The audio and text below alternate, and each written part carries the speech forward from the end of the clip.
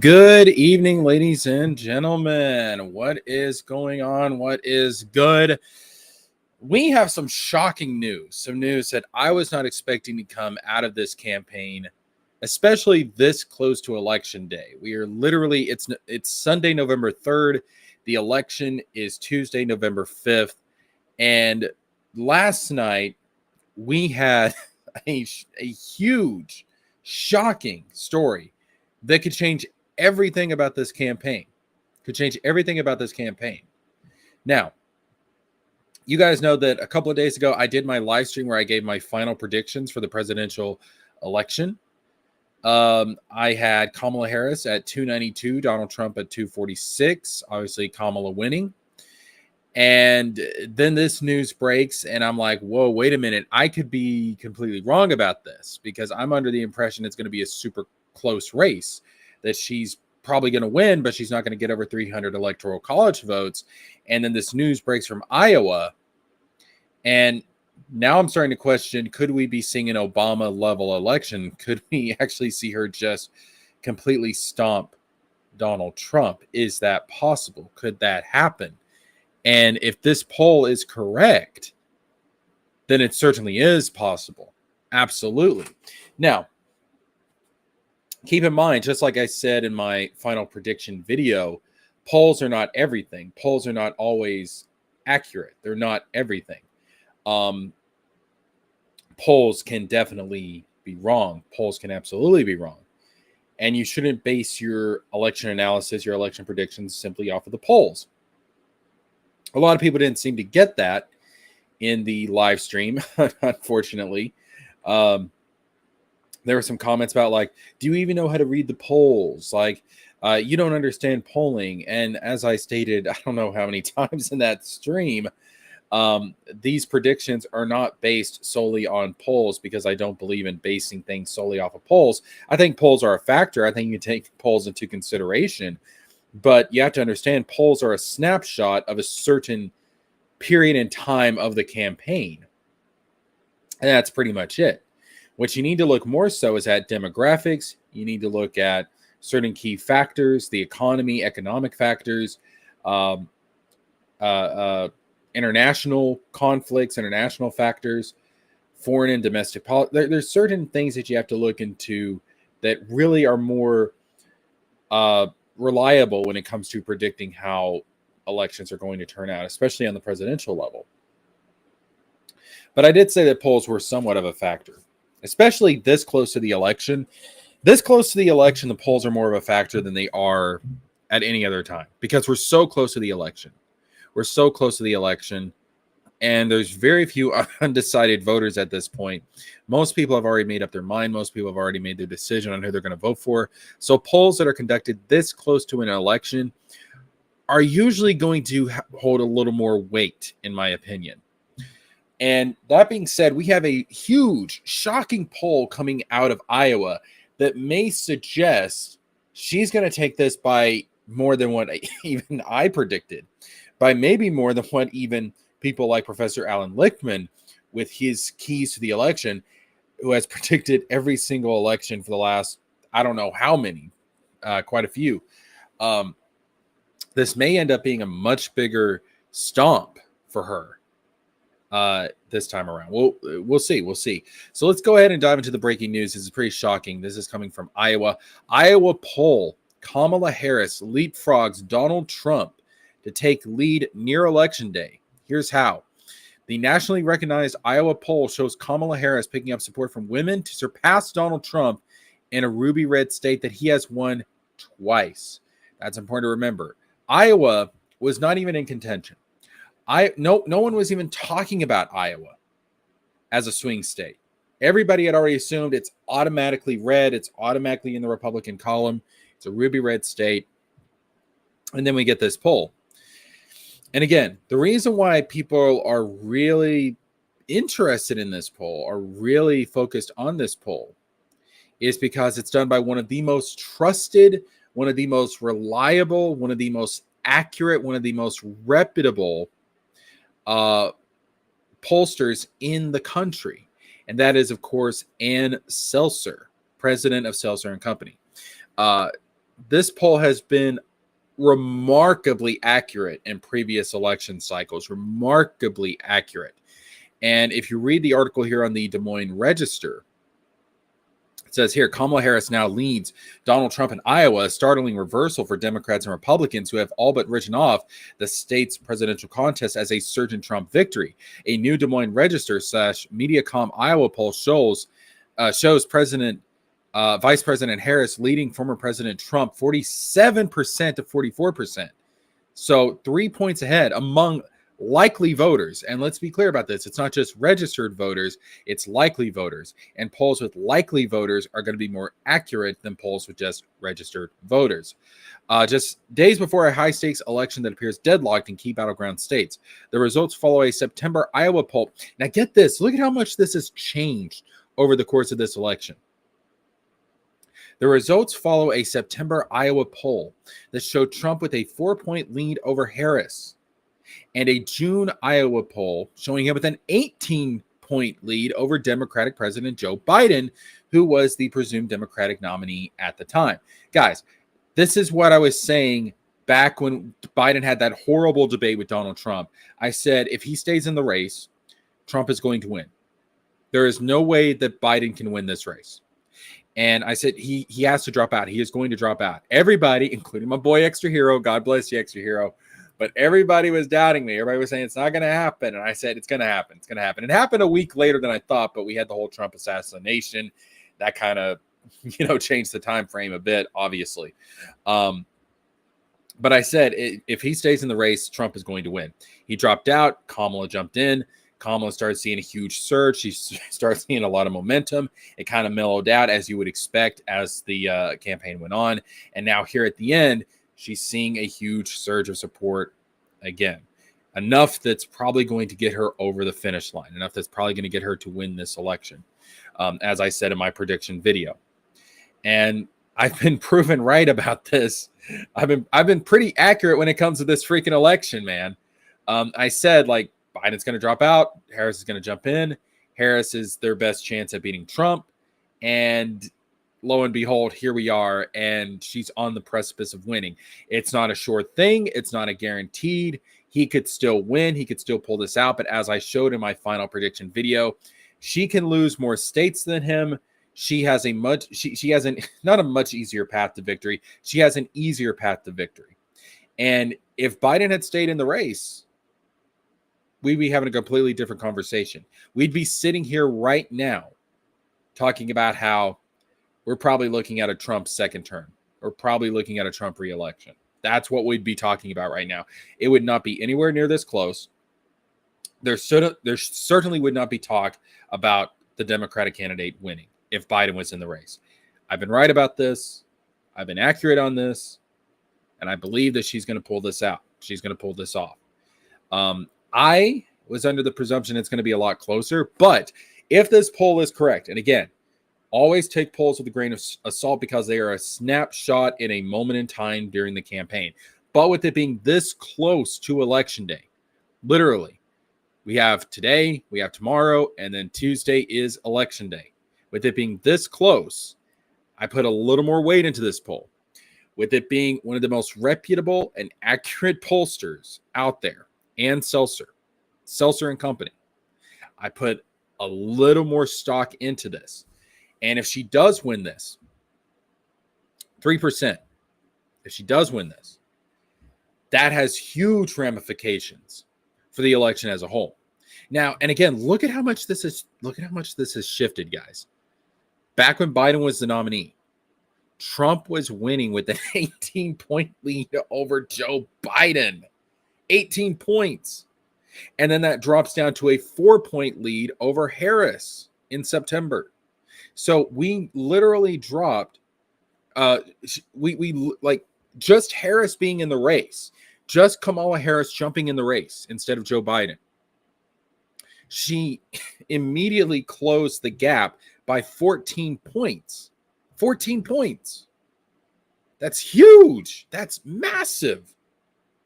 Holy crap. 14 points she made up. And now she is ahead by 3 points. So she's not only closed the gap, but she's now ahead. That's insane. That's wild. Shocking. I mean, like, I was not expecting this. So now what's interesting about this, because here's the thing. Let's go ahead and pull up the electoral map. Let's go ahead and pull that up. Let's pull up the electoral map. Here's the thing. Look at Iowa. Iowa has 6 electoral college votes. Actually, let me zoom in just a little bit here so you guys can see it better. There we go. That should be a little bit better. So Iowa has 6 electoral college votes. 6 electoral college votes. I want you to keep that in mind. 6 electoral college votes. Let me zoom out a little bit because you can't see the... There we go. All right. So Iowa has 6 electoral college votes. Not a huge amount. Not a huge amount of electoral college votes. You would think, unless it's like just really, really close, like just whoever gets it gets barely over 270, it's not really going to matter. But let's go ahead and fill in the map. Let's go ahead and fill in the map. And we'll get it back to where my final prediction was on Friday when I made the live stream on Friday. So she wins Washington, she wins Oregon, she wins California, he wins Utah, he wins Idaho, he wins Montana, he wins Wyoming, he wins Nebraska, with her winning 1 congressional district in Nebraska because they divided up proportionally. He wins North Dakota, South Dakota, Kansas, Oklahoma, Arkansas, Louisiana, Mississippi, Alabama, Missouri. We're going to leave Iowa blank for right now. She wins Minnesota. She wins Illinois. He wins Indiana. He wins Ohio. He wins West Virginia. He wins Kentucky. He wins Tennessee. He wins South Carolina. She wins Virginia. She wins Maryland. Basically, the whole Northeast, Delaware, New Jersey, New York, pretty much the whole Northeast, with the exception of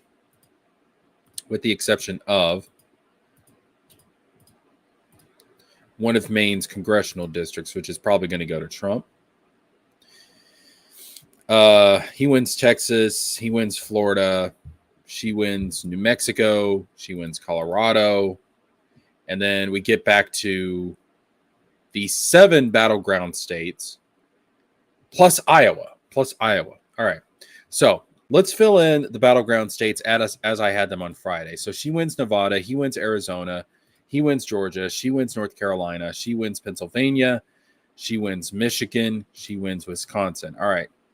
And wait a minute, who am I missing? Oh, yeah, Alaska, Hawaii. I always forget about Alaska and Hawaii, and, of course, D.C.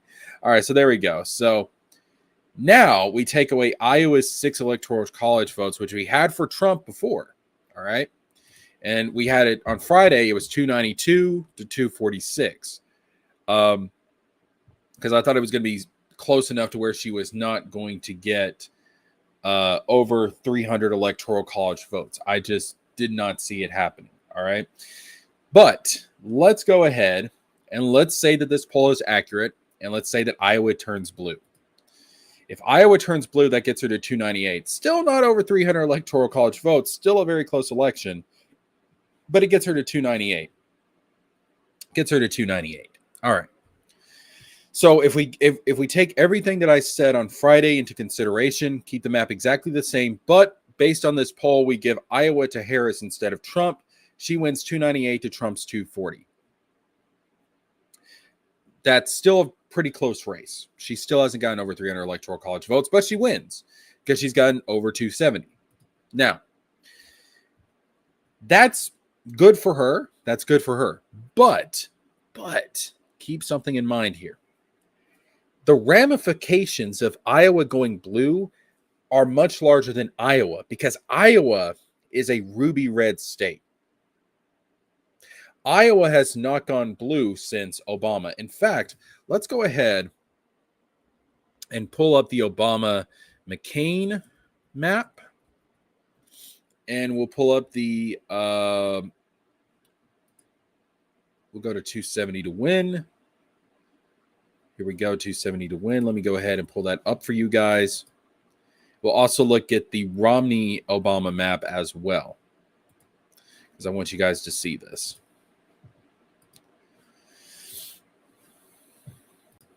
And we have an ad. I don't care. Go away. Go away. Shoo. All right. So here we have the John McCain. And look at this. McCain did not even come close. It was a blowout. It was an absolute blowout. By the way, this is why I don't use 270 to win very much, because their ads, I mean, it's just chock full of ads now. It's ridiculous. But here we go. We have the Obama-McCain. This was an absolute blowout. 365.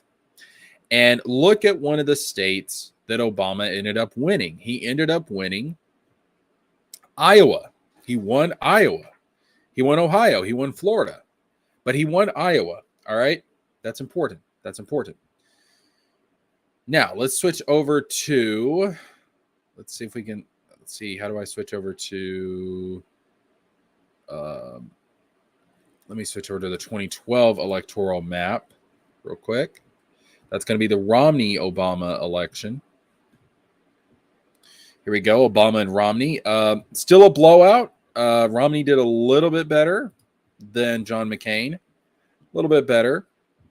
But Obama still pulled it out. He won Iowa in that election, won Florida. And Iowa has not gone blue since Obama.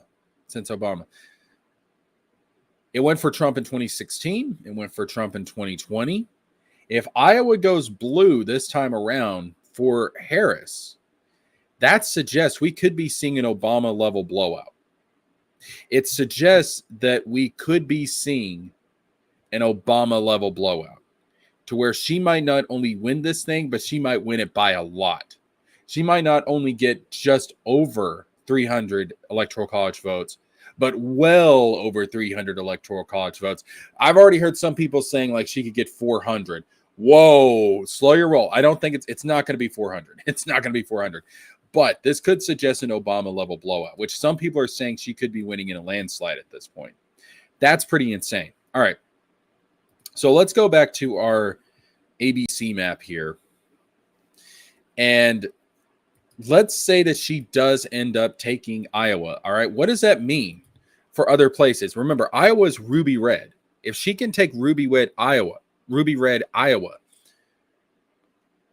that suggests that she's doing better in more purple areas, more purple districts, more purple states. Because if she takes ruby red Iowa, if she's doing that well in Iowa, then how much better is she doing in purple states? What does that say for places like Georgia, for example, or Arizona? Let's just say she wins in Georgia. Biden won in Georgia. Let's say that she wins in Georgia. He won in Georgia last time. Let's say she wins in Georgia. Now you're at 314. Now she's done better than Biden did against Trump, which no one was expecting. No one was expecting that. But she does better than Biden. Let's say that this has effects in Arizona and she pulls out Arizona. I don't think she will. I think if any of the swing states are going to go to Trump, Arizona is the one that's most likely to go to Donald Trump, in my opinion. But let's say that she pulls it out in Arizona. All right. There's been talk that she could win in Florida. I don't think that's going to happen. I think Florida has become a safe Republican state, at least for the near future. But let's just say that happens. Now she's at 355. Now, at that point, you're at Obama levels. At that point, you're at Obama levels of victory. All right. At that point, she has reached that level. This is an Obama level blowout. This is a stomp. All right. And this whole election conspiracy thing that you see from Trump, from MAGA, completely out the window. Just completely gone. It's such a stomp. They'll try and do it anyways. They'll try and claim the election was stolen anyways, because of course they will. But at this point, it's so obvious that she's won. If that's what ends up happening. There's talk that she might take Texas. I don't think that's going to happen, because I've been saying for a while, Texas has been fool's gold for Democrats for many, many, many election cycles. I don't think it's going to happen. Well, let's just say she does. She takes Texas. All right, now she's at 395. Now she's surpassed Obama. Now this, like she's done better than Obama. That's probably not going to happen.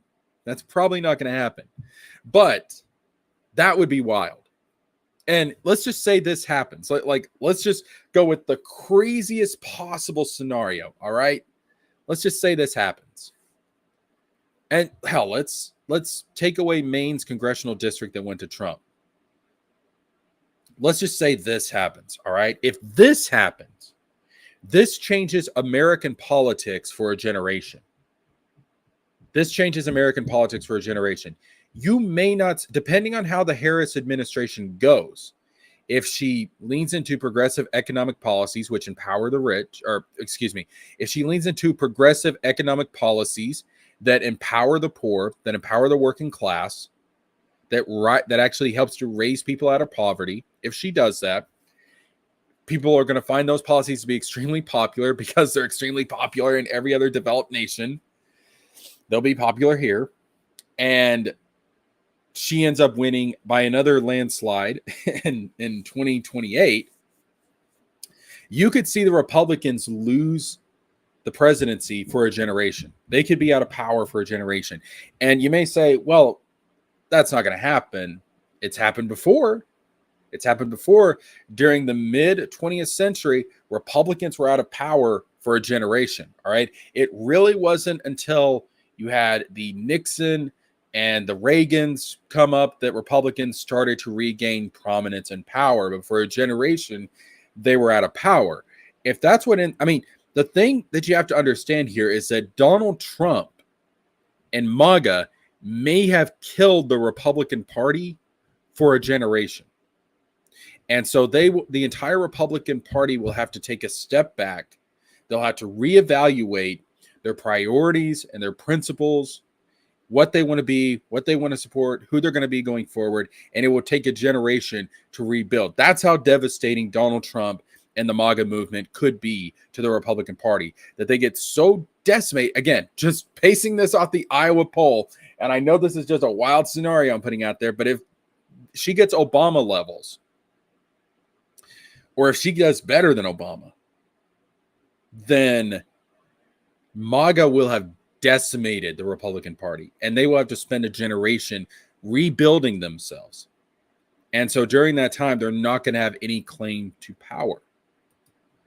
What does this mean for the Senate elections, for the House of Representatives? Remember, Obama came into his first term with a majority in the Senate and a majority in the House. Still couldn't get the single-payer health care passed, and we almost got a public option, which would have been the next best thing if it wasn't for Joe Lieberman. That's why when everybody was boo-hooing and crying about Joe Lieberman when he passed away, I didn't say anything bad about the man because I don't believe in speaking ill of the dead, unlike Trump. But I was not very happy with Lieberman. I wasn't really crying very many tears when Lieberman passed away, because he did prevent us from getting the public option. Like, there could have been millions of people that have free access to healthcare if it wasn't for Lieberman. But maybe we'll get that this time around. Maybe we'll get at least the public option. We'll see if she comes in with a huge majority like this. Because, again, what does this say for the Senate elections, for the House elections? People have talked about the polls underestimating the Donald Trump voters. People have been talking about that for a minute. What if they're underestimating the Harris vote? What if they're underestimating the Harris support? This Iowa poll, if that's true, if she wins Iowa, then that means the polls have been underestimating her and her support. It's an interesting scenario. It is for sure. Okay, so let's go back a little bit to reason. I don't think she's going to win Texas. I don't think that's going to happen. Florida, possibly, but let's just pull that back, say it's not going to happen. But if she wins Iowa, it does make me wonder, what does it say about the other swing states that I put into the Trump category? What does it say about that? What does it say about that? In this scenario, take away the congressional district in Maine that Trump would have won. All right. And I still think Trump is going to win Arizona. I think that's probably his best shot to pick up a swing state. But if Iowa goes for Kamala Harris, I think she gets Georgia. If Iowa goes for Kamala Harris, I think she gets Georgia. Arizona, not too sure about. But if she gets Iowa, I think she gets Georgia. And I think she gets that congressional district in Maine.